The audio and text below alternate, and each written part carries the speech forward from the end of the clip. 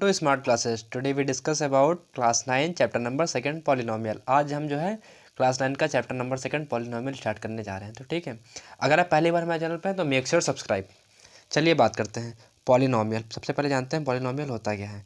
Polynomial polynomial जो है तो दो वर्ड से मिलकर बना है, एक है पॉली और एक है नोमियल। पॉली का मतलब होता है मैनी और नोमियल का मतलब होता है टर्म्स। ठीक है, अब टर्म क्या होता है? Combination of variable and coefficient. सबसे पहले हमने जाना पॉलिनोमियल क्या है, यानी मैनी और term. Poly means many, नोमियल means term. अब टर्म क्या है? Combination of variable and coefficient. Combination of variables and coefficient, ये हमारा होता है टर्म। ठीक, अब जानते हैं कि वेरिएबल्स क्या होता है। ठीक है, वेरिएबल्स वो होते हैं अल्फ़ाबेट और लेटर। जैसे कि कोई वर्ड है 3A, ठीक है, तो जो ए है हमारा, ये हमारे वेरिएबल। जैसे कि 4B, तो इसमें कौन सा वेरिएबल है? बी है। या 7Z, तो ये जो जेड है हमारा, ये हमारे वेरिएबल है। ठीक है, अब जानते हैं कॉफिशिएंट क्या होता है। नंबर विद वेरिएबल्स, मतलब जैसे कि एग्जांपल 2x है, तो जो हमारा ये 2 है, ये हमारा है x का कॉफिशिएंट। ठीक है, अब ये 5 है, 5 किसका कॉफिशिएंट है? y का। 7 किसका कॉफिशिएंट है? t का। ऐसे ही अगर 8y होता तो फिर 8 क्या है? Coefficient of y। ठीक, तो समझ में आ गई बात कि अल्फ़ाबेट क्या होता है ABC, और कॉफिशिएंट क्या होता है? जो वेरिएबल के साथ लिखे हुए नंबर होते हैं वो हमारे होते हैं कॉफिशिएंट। ठीक, अब देखते हैं कि example 7x² plus 5x plus 8, ये पूरा हमारा पॉलिनोमियल है। अब देखिए इसमें जो है, अगर हमसे पूछा जाए सबसे पहले कि 7 क्या है, तो 7 हमारा है कॉफिशिएंट ऑफ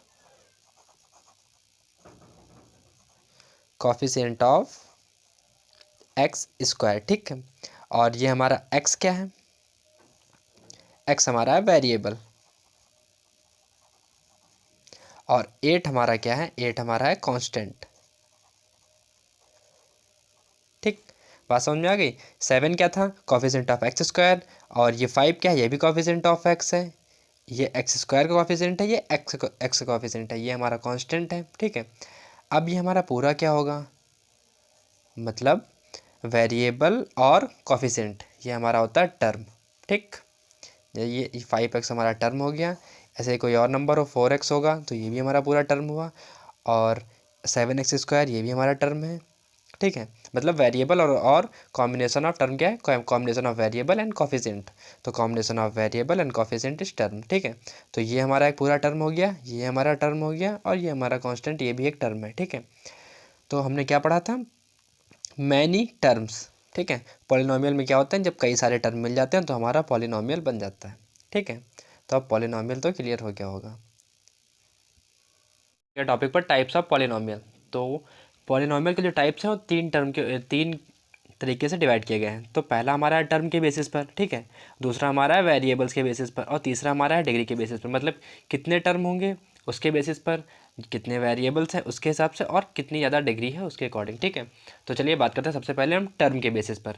टर्म का मतलब हुआ कि जैसे हमारा कोई एग्जांपल जैसे ले लेते हैं बेसिस पर। तो अगर हमारा जैसे कोई टर्म है 4x, ठीक है, 4x मतलब वन टर्म है। ठीक है, या 7y, यहाँ पर भी वन टर्म है, तो ये हमारा कैसा होगा? मोनोमियल। यानी अगर जैसे कोई हमारा है 5x², तो ये भी हमारा मोनोमियल हुआ। ठीक है, अब इसे इस तरीके से टू टर्म, अगर जैसे हमारा कोई दिया है 4x प्लस 2y, तो ये हमारा कैसा हो गया? दो टर्म है ना यहाँ पर, 4x और प्लस 2y, तो ये हमारा हो गया बाइनोमियल। ठीक है, जैसे यहाँ पर 5x² प्लस 7, तो ये भी हमारा कैसा हो जाएगा? बाइनोमियल। ठीक है, थ्री टर्म में क्या होगा? थ्री टर्म में 3 होंगे, जैसे कि हमारा 7x² प्लस 2y प्लस 5, तो यहाँ पर 3 टर्म है, 1 2 3, तो ये हमारा कैसा हो जाएगा? Trinomial term. ठीक है, समझ में आ गया। यानी कि अगर एक टर्म होगा तो मोनोमियल, दो टर्म होंगे तो बाइनोमियल, और अगर थ्री टर्म होंगे तो ट्राइनोमियल हो जाएगा। ठीक है, अब बात करते हैं वेरिएबल के बेसिस पर, मतलब कितने वेरिएबल्स हैं। जैसे पॉलिनोमियल इन वन वेरिएबल। ठीक है, अब देखिए इसमें x² प्लस 2x प्लस 7, ठीक है, एग्जाम्पल हमने लिया x² प्लस 2x प्लस 7। अब इसमें देखिए कितने वेरिएबल हैं? 1। कितनी बार रिपीट हो रहा है ये मैटर नहीं करता है, लेकिन कितने वेरिएबल हैं, तो यहाँ पर सिर्फ x है। ठीक है, तो ये हमारा हो गया पॉलिनोमियल इन वन वेरिएबल। अगला देखते हैं polynomial in two variable. For example 2x plus 7y। अब देखिए दो वेरिएबल हो गए, एक हमारा हो गया एक्स, एक हमारा हो गया वाई। तो ये हमारा कैसा हो गया, पॉलिनोमियल इन 2 वेरिएबल। एक और हमने देख लिया 2a + 3b, ये एग्जांपल है हमारे पॉलिनोमियल इन 2 वेरिएबल के। अब देखिए पॉलिनोमियल इन 3 वेरिएबल, यानी कि 3 वेरिएबल होंगे, जैसे कि 3a + 7b + 2c। अब देखिए यहाँ पर 3 वेरिएबल हैं, एक a है और एक b है और एक c है। तो ये हमारा कैसा हो गया, पॉलिनोमियल इन 3 वेरिएबल। अब देखेंगे डिग्री के बेसिस पर। डिग्री का मतलब होता है हाईएस्ट पावर, बेसिकली डिग्री का मतलब होता है हाईएस्ट पावर, ठीक।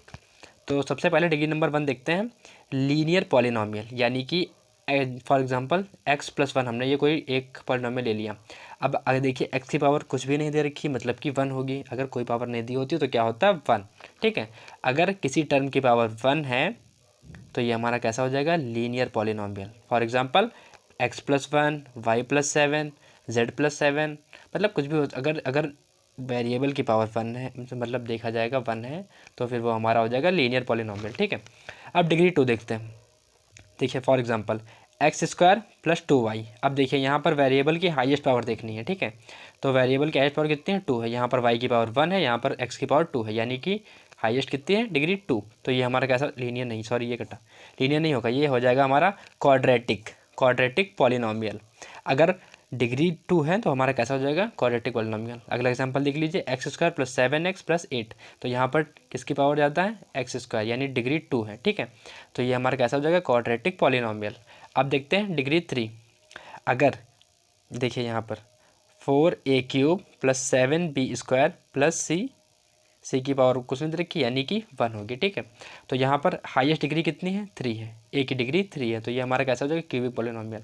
अगर डिग्री 1 होगी तो लीनियर पॉलिनोमियल, अगर डिग्री 2 होगी तो क्वाड्रेटिक पॉलिनोमियल, और अगर डिग्री 3 होगी तो कैसा हो जाएगा, हमारा क्यूबिक पॉलिनोमियल हो जाएगा, ठीक है। अब बात, अगर डिग्री x की पावर 0, मतलब अगर डिग्री 0 होगी x की पावर 0 होगी, तो ये हमारा कितना हो जाएगा, 1। ये हमारा कैसा होगा, कांस्टेंट पॉलिनोमियल। वैसे भी हमें पता होता है अगर किसी नंबर की पावर 0 है तो वो कितना होता है, 1, ठीक। तो यहाँ पर भी x की पावर अगर 0 होगी, यानी डिग्री 0 होगी, तो वो हमारा कांस्टेंट पॉलिनोमियल होगा, ठीक। अब बात करते हैं अपने नेक्स्ट टॉपिक पर। उससे पहले हम ये 2 एग्जाम्पल देख लेते हैं।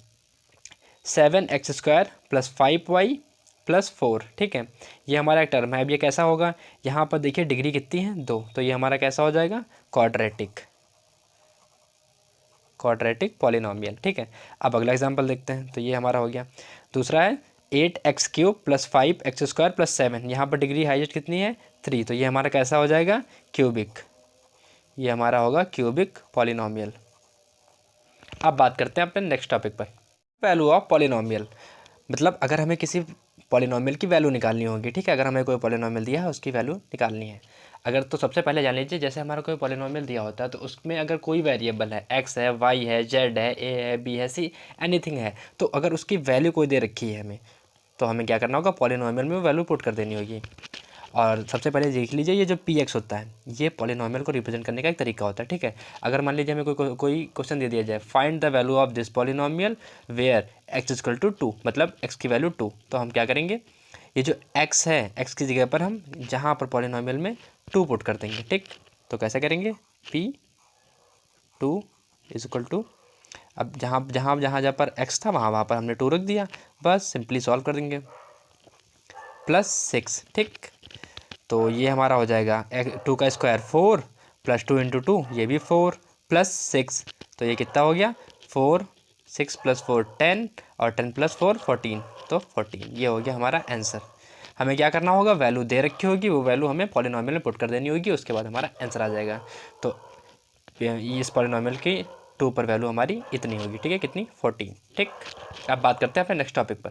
Topic zeros of a polynomial, मतलब ज़ीरोज़ ऑफ अ पॉलिनोमियल, ठीक है। Zeros of a polynomial px is a number a such that p a = 0। मतलब हम आपको सिंपल भाषा में बताते हैं कि अगर कोई पॉलिनोमियल दिया है और उसमें जो हमारी वैल्यू होती है वेरिएबल की, यानी कि a की या x की, वो पुट करने पर हमें अगर 0 मिल जाता है तो फिर वो हमारा होता है ज़ीरोज़ ऑफ अ पॉलिनोमियल। जैसे for example check if x = 2 is a zero of the given polynomial, ठीक। तो px = कितना दिया है, x² - 2x। यहाँ पर अगर हमें चेक करना है कि x = 2 रखने पर ज़ीरोज़ ऑफ द गिवन, मतलब गिवन पॉलिनॉमियल का ये ज़ीरोज़ है, ठीक है। तो हम वैल्यू पुट कर देंगे, p की जगह पर हमने x की जगह पर 2 पुट किया, तो 2 का स्क्वायर माइनस 2 इंटू 2, तो ये कितना हो जाएगा 4 माइनस का 4, यानी कि हमारा पी एक्स कितना आ गया 0। अगर कोई x की ऐसी पर्टिकुलर वैल्यू पुट करने पर 0 आ जाता है तो वो हमारे उस पॉलिनॉमियल का ज़ीरोज़ होगा, ठीक। फॉर एग्जांपल समझ लिया ना आपने, अगर मतलब हमने यहाँ पर ऐसी वैल्यू पुट कर दी जिससे कि हमारा पॉलिनॉमियल 0 आ गया, ठीक है, तो वो हमारा हो गया ज़ीरोज़ ऑफ अ पॉलिनॉमियल। चलिए बात करते हैं कि कुछ पॉइंट है ज़ीरोज़ ऑफ अ पॉलिनॉमियल के। A zero of a polynomial need not to be zero, मतलब कहने का मतलब ये नहीं किसी पॉलिनॉमियल में हम कि ज़ीरो की ज़ीरो रख देंगे, मतलब एक्स की वैल्यू 0 रख देंगे और हमारा 0 आ जाएगा, ये ज़रूरी नहीं है।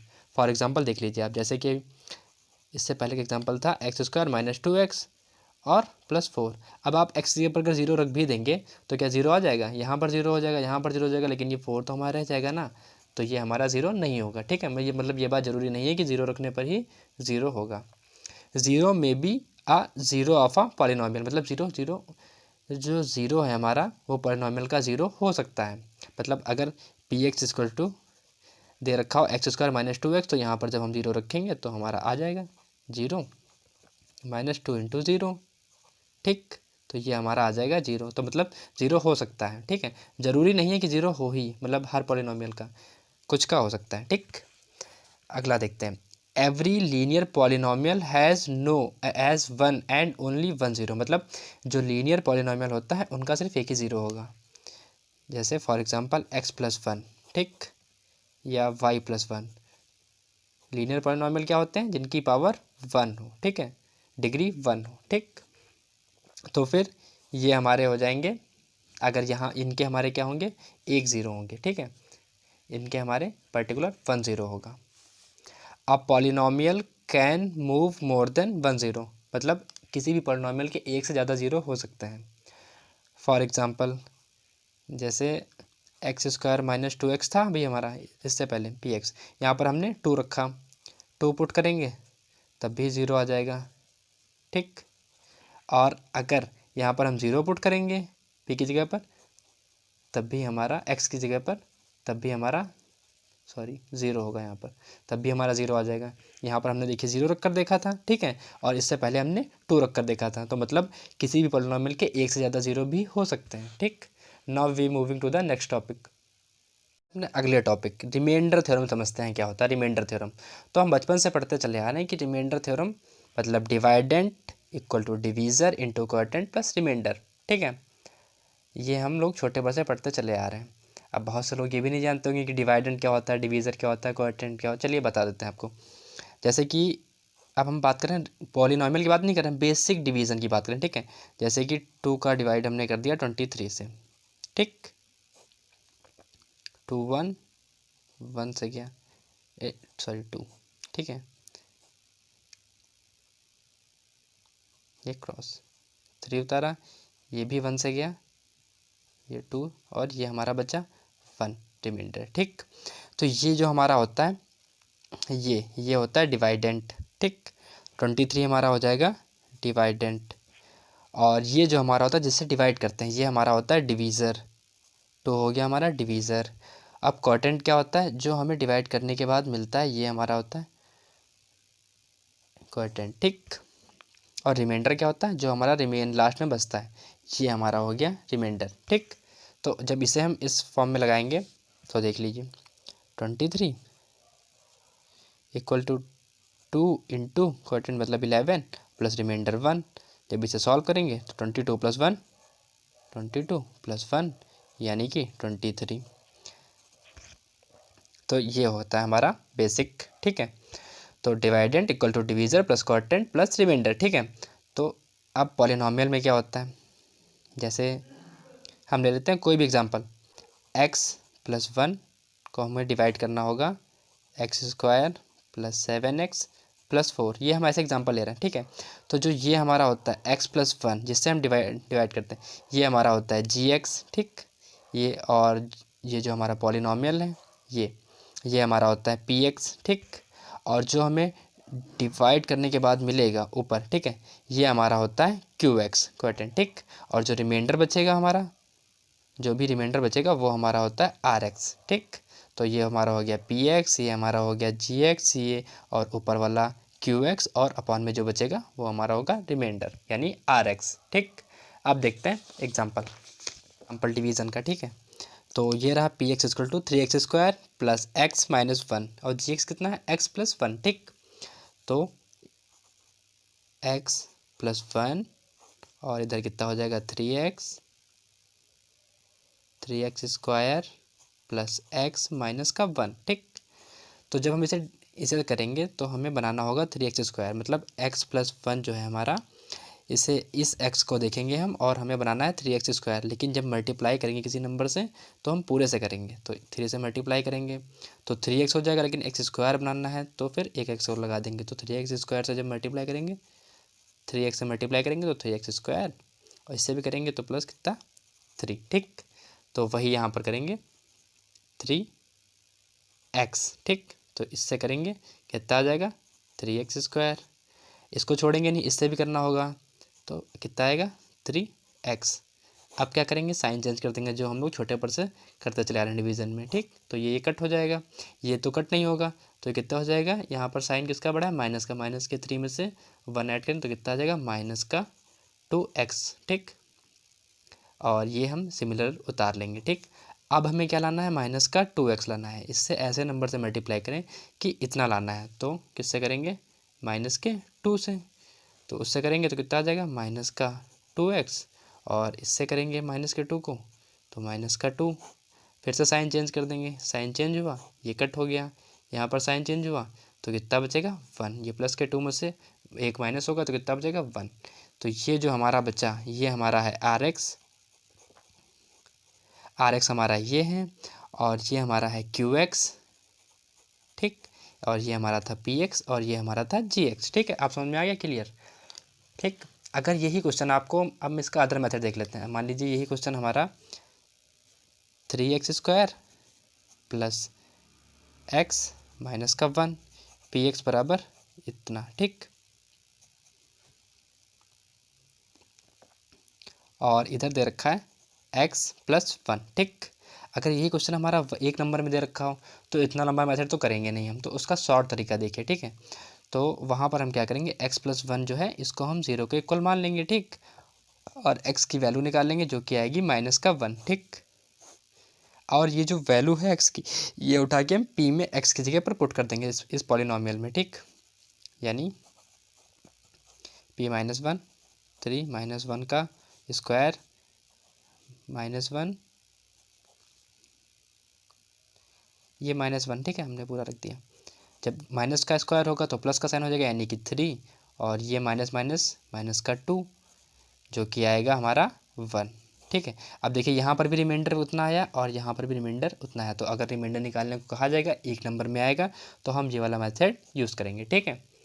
वैसे ये भी मेथड हमारा, ठीक। If you like it please like share and subscribe. Thank you so much for watching my video. बात करेंगे अगले पार्ट में, ठीक है।